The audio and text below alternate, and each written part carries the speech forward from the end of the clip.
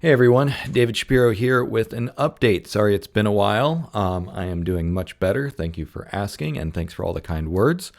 So a couple days ago, I posted a video where I said, we're going to have AGI within 18 months, and that caused a stir in some corners of the internet. But I wanted to share why I believe that, because maybe not everyone has seen the same information that I have. So first, Morgan Stanley research on NVIDIA. This was really big on Reddit. And basically, why we are writing this. We have seen several reports that, in our view, incorrectly characterize the direct opportunity for NVIDIA, in particular the revenue from ChatGPT inference. We think that GPT-5 is currently being trained on 25,000 GPUs or $225 million or so of NVIDIA hardware, and the inference costs are likely much lower than some of the numbers we have seen. Further reducing inference costs will be critical in resolving the cost of search debate from cloud titans. So basically, if ChatGPT becomes much, much cheaper, then it's actually going to be cheaper than search. Is kind of how I'm interpreting that. Now, this paper goes on to say that the industry is pivoting. So rather than seeing this as a trendy new fad or a shiny new toy, they're saying, no, this actually has serious business implications, which people I have been saying for years. But, the industry is catching up, especially when you see how much revenue Google lost just with the introduction of ChatGPT. I like this. And we're not trying to be curmudgeons on the opportunity. So anyways, Morgan Stanley, NVIDIA, and I've been in NVIDIA's corner for a while saying that I think they're the underdog. They're the unsung hero here. So anyways, you look at the investment. And so this reminds me of the ramp up for solar. So 10 to 15 years ago, all the debates were oh, solar's not efficient. Solar isn't helpful. It's too expensive, blah, blah, blah. And then once you see the business investment going up, that's when you know you're at the inflection point. So AI is no longer just a bunch of us, writing papers and tinkering. When you see the millions, and in this case, $250 million being invested, that's when you know that things are changing. And so this reminds me of the 2013 to 2015 range, maybe actually even 2017 range for solar, where it's actually, no, it makes financial sense. But of course, everything with AI is exponentially faster. So NVIDIA is participating. They've got the hardware. They're building out the big computers, so on and so forth. The investment is there, so the improvement is coming. The exponential ramp up is coming. Now, that's great. One tool, let's take a quick break. And when I talked about N8N, Nathan, I'm not sure how people pronounce it, as well as LangChain, people were quick to point out Langflow, which is a graphical interface for LangChain. So this fills in a really big gap for LangChain, which is, okay, how do you see it? How are things cross-linked? So I wanted to share this tool. It's github.com/logspace-ai/Langflow. So you can just look up Langflow and you'll find it. So this is a good chaining tool, nice graphical interface. This is exactly the direction that things are going. Great. Okay, so we've got the business investment. We've got people creating open source libraries. It's going, it's advancing. So I wanted to share this paper with you. MMReact for, multimodal reasoning and action. So this basically makes use of the latest GPT, where you've got vision and chat, and it's it's exactly what you kind of expect. But this page does a good job of giving you a bunch of different examples, and they're I think they're pre-recorded. Is it playing? It looks okay. There it goes. So you can check out this paper. The full paper is here, and there's a live demo up on Hugging Face, so you can try different stuff and then talk about it. Which is great. The fact that they're able to share this for free, just as a demonstration, is just a hint as to what's coming. Because imagine when this is commoditized, you can do it on your phone, right? Your phone's hardware will be powerful enough to run some of these models within a few years. Certainly, if it's offloaded to the cloud, it's powerful enough to do it now. So when you stitch together the rapidly decreasing cost of inference, these things are basically going to be free to use pretty soon. When you look at the fact that an open source framework like Langflow and so on can allow pretty much anyone to create cognitive workflows and all these things, it's like, okay, yeah, like we're going to have really powerful machines soon.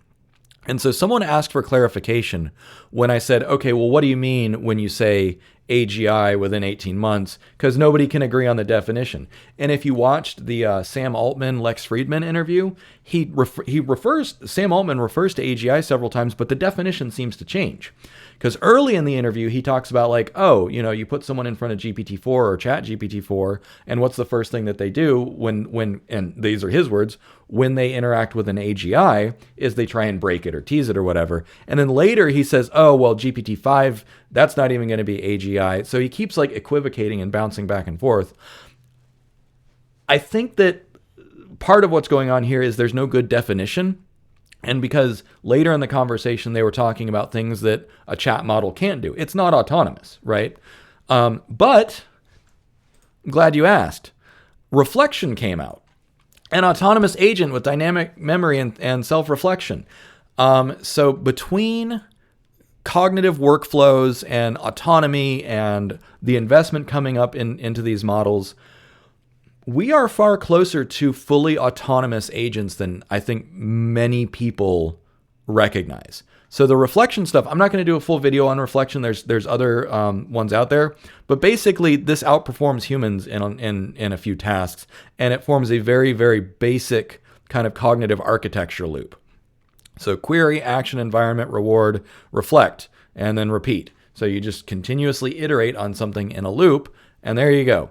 And also, for people who keep asking me what I think about, what's his name, Ben Goertzel, I'm not sure if I'm saying his name right, but I read his seminal paper a couple years ago on general theory on general intelligence, and he never mentioned iteration or loops, at least not to the degree that you need to when you're talking about actual intelligence. So I personally don't think that he's done anything particularly relevant today. I'm not going to comment on his older work because obviously like he's made a name for himself, so on and so forth. But I don't think that Ben has done anything really pertinent to cognitive architecture, which is the direction that things are going. But yeah, so when MIT is doing research on cognitive architecture and autonomous designs, when Morgan Stanley and NVIDIA are working on investing literally hundreds of millions of dollars to drive down inference cost, and when open source libraries are creating the rudiments of cognitive architectures, we are ramping up fast. And so someone asked what I meant, again, kind of getting back to that. What did I mean by AGI within 18 months? I said in 18 months, any possible definition of AGI that you have will be satisfied. So it's like, I don't care what your definition of AGI is, unless there's still some people out there that like you ask them and it's like, oh, well, once AGI hits, like the skies will darken and nuclear weapons will rain down. And I'm like, that's not AGI, that's Ultron. That's different. That's a fantasy. That's probably not going to happen. It could. If Skynet's going to happen, it will happen within 18 months. But I don't think it's going to happen. Okay, so that's section 1 of the video, talking about the news and everything out there. So now let me pivot and talk about the work that I've been doing. So I've been making extensive use of ChatGPT-4 to accelerate my own research. I've been working on a few things. Many of you are going to be familiar with my work on the heuristic imperatives, which is how do you create a fully autonomous machine that is safe and stable, ideally for all of eternity. So this is probably one of my most important pieces of work, and I've put it into all of my books and a lot of other stuff. The TLDR of heuristic imperatives is it's similar to Asimov's 3 laws of robotics, but it is much, much more broadly generalized, and it is also not androcentric or anthropocentric. And so basically the 3 rules that if you embed them into your autonomous AI systems, reduce suffering in the universe, increase prosperity in the universe, and increase understanding in the universe, this creates a very thoughtful machine, and it serves as a really good reinforcement learning mechanism, self-evaluation mechanism, that results in a very thoughtful machine. So that information is all available out here under on my GitHub, Dave Schaap /heuristic imperatives. I've got it published as a Word doc and a PDF. So I started adopting a more scientific approach because, well, there's a reason that the scientific paper format works. So if you want to come out here and read it, it's out there. It's totally free, of course. Oh, actually, that reminds me. I need to put a way to cite my work because you can cite GitHub repos. But basically, this provides quite a bit. And one thing to point out is that this paper was almost written entirely word for word by ChatGPT-4. Meaning that all of the reasoning that it does was performed by ChatGPT-4. And at the very end, I actually had it reflect on its own performance. It looks like it's not going to load that much. More pages. Oh, there we go. Examples.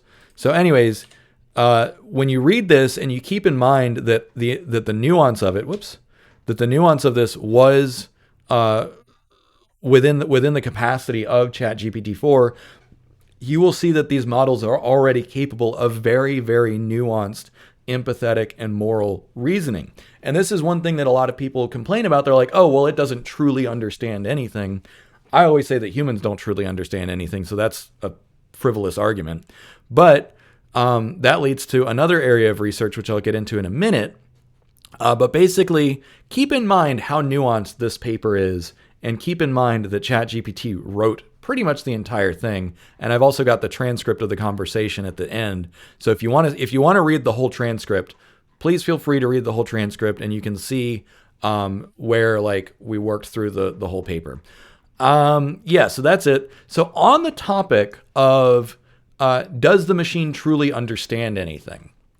That resulted in this transcript, which I have yet to format this into a full scientific paper.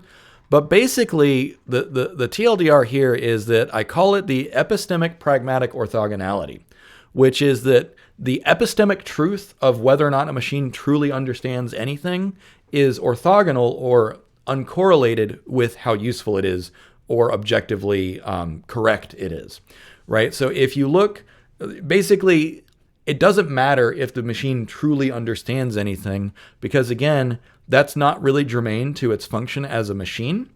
And so this is, it's a fancy term, but it basically says, okay, and there was actually a great Reddit post where it's like, can we stop arguing over whether or not it's sentient or conscious or understands anything? That doesn't matter. What matters is its physical, objective, measurable impact and whether it is objectively or measurably correct or useful. So I call that the epistemic pragmatic orthogonality principle of artificial intelligence. I've got it summarized here, so you can just read. This is the executive summary that I actually use ChatGPT to write. So again, a lot of the work that I'm doing is anchored by ChatGPT, and the fact that ChatGPT was able to have a very nuanced conversation about its own understanding kind of tells you how smart these machines are. So that is that paper. Now moving on back to some of the cognitive architecture stuff. One thing that I'm working on is called Remo. So the Rolling Episodic Memory Organizer for autonomous AI systems. I initially called this HMCS, which is Hierarchical Memory Consolidation System, but that's a mouthful. And it doesn't abide by the current trend where you use an acronym that's easy to say, right? So Remo, Rolling Episodic Memory Organizer. Much easier to say, much easier to remember. Basically what this does is, it's also not done, so I need to add a caveat there. I'm working through it here with ChatGPT-4, where we're working on defining the problem, writing the code, so on and so forth. But basically what this does is, rather than just using semantic search, because a lot of folks have realized that, yes, semantic search is really great because it allows you to search based on semantic similarity rather than just keywords. Super powerful, super fast. Using stuff like Pinecone, still not good enough because it is not organized in the same way that a human memory is. So Remo, the entire point of Remo is to do two things. The two primary goals is to maintain salience and coherence. So salient memories means that what you're looking at is actually germane, actually relevant to the conversation that you're having, which can be more difficult if you just use semantic search.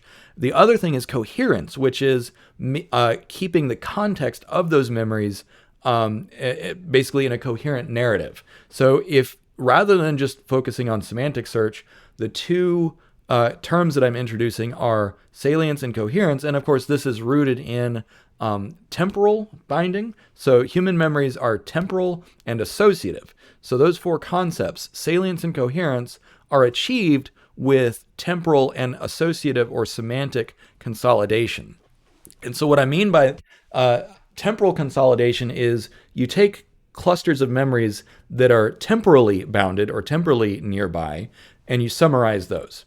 So that gives you temporal consolidation, which allows you to take you can compress memories, AI memories, on a factor of 5 to 1, 10 to 1, 20 to 1, depending on how concisely you summarize them. So that gives you a lot of consolidation. Then you use semantic modeling to create a semantic web or a cluster from the semantic embeddings of those summaries. So it's a layered process. Actually, here, I think I can just show you here. Wait, no, I've got the paper here. Let me show you the Remo paper. This is a work in progress. It'll be published soon. But let me show you the diagrams, because this will just make it make much more sense. Oh, and ChatGPT can make diagrams too. You just ask it to output a mermaid diagram definition, and it'll do it. So here's the TLDR, the very simple version of the Remo framework. It's got 3 layers. So there's the raw logs layer, which is just the chat logs back and forth. The temporal consolidation layer, which, as I just mentioned, allows you to compress memories based on temporal grouping. And then finally, the semantic consolidation layer, which allows you to create and extract topics based on semantic similarity. So by having these two layers that have different kinds of consolidation, you end up with what I call temporally invariant recall.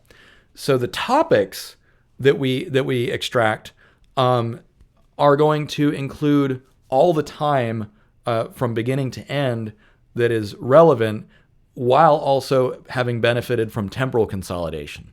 I'm going to come up with some better diagrams to demonstrate this, but basically it's like, actually I can't think of a good way to describe it.